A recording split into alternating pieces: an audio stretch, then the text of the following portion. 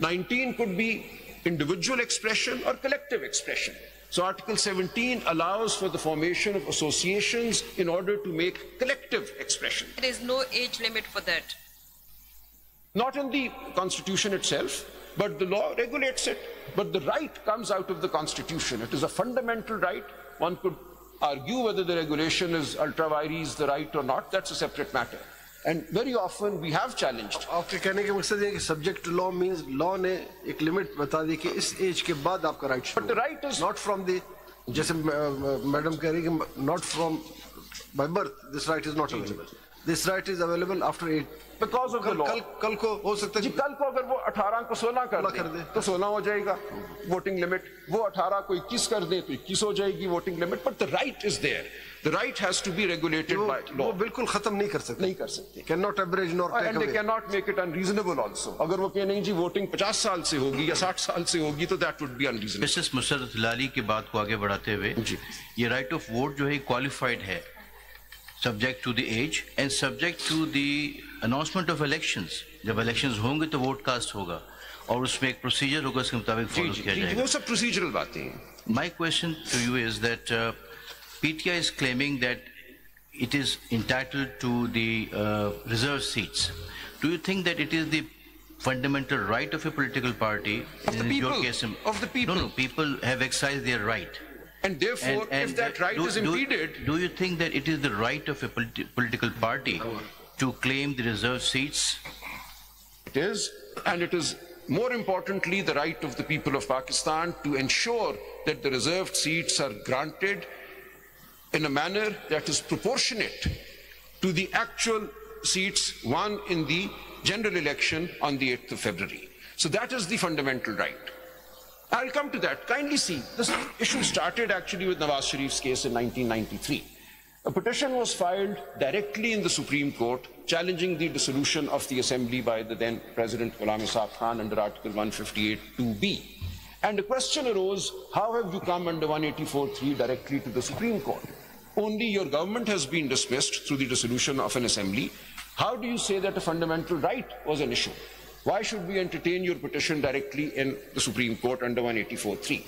And in response to that, in Nawaz Sharif's case, PLD 93 Supreme Court, which is a foundational case in our Article 17 jurisprudence, building on Benazir Bhutto's case of PLD 88 Supreme Court 416.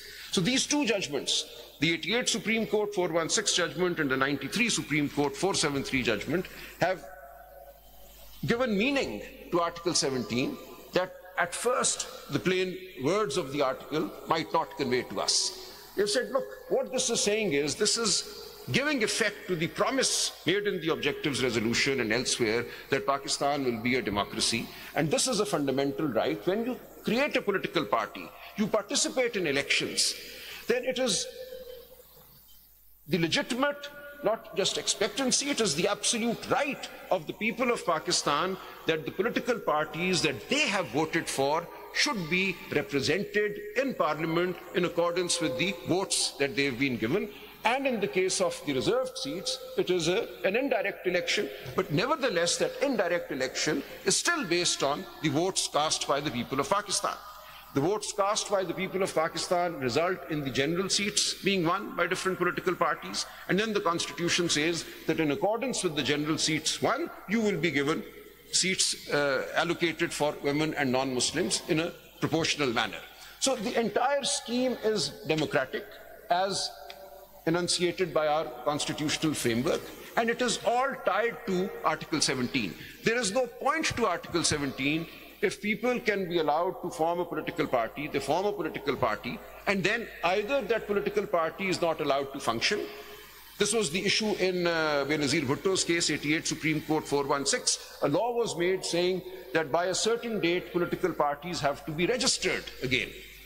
Now, it was an existing political party. That law was challenged. It was clearly a law intended to oust the People's Party from the elections that were announced in that year, 1988. And the Supreme Court held, while General Ziaul Haq was alive and in office, that this direction contained in this law is ultra vires. You cannot ask an existing political party to register itself under this ordinance. The intention is clearly to pick and choose some political parties, oust some, keep some in. It's a landmark decision. I often say this is perhaps the most shining decision this court has ever delivered, the 88 Supreme Court 416. The system of coercion was in place. At that time, at what time it was delivered? So it was delivered in July of 1988. General Ziaul Haq dies in August of 1988. I was there again, sir. Kafi saal ho gayi hai. I was there. And I remember we danced for joy when this judgment came. After demise of General Ziaul. No, sir. During his, ये इसीलिए मैं इसको shining कहता हूँ. Asma Jilani's judgment comes after Yahya Khan had vacated the stage.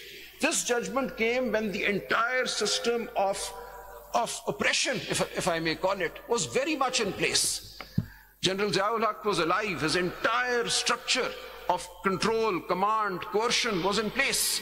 And yet the Supreme Court stood up and stood in the path of his intention to keep one political party out of the electoral fray and granted a judgment which enabled the People's Party to contest.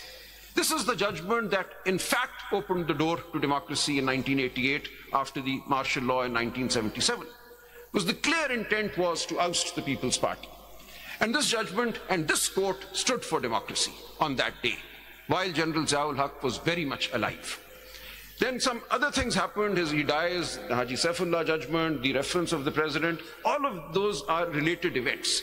But in 88 Supreme Court, this court held that Article 17 grants the right to an association that has been formed for the purpose of advancing a political vision, a political objective, to participate in elections. What else is the point of a political party?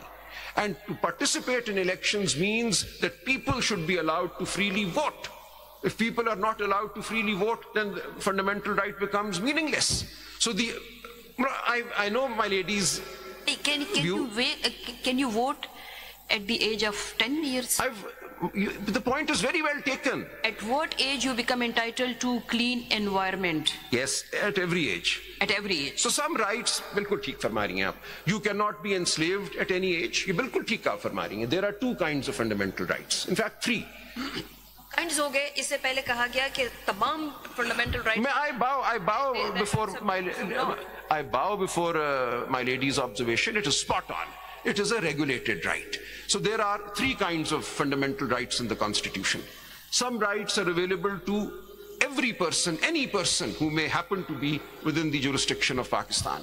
Some rights are not available to any person but are available only to citizens. Some rights are regulated by law, some rights are not regulated by law. So the proper answer is this. बिल्कुल आप ठीक फरमा रही हैं. As a student of law, thank you very much. I am not a YouTuber, I am not a social media activist. I have spent now over 35 years doing this.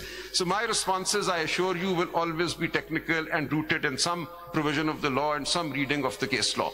So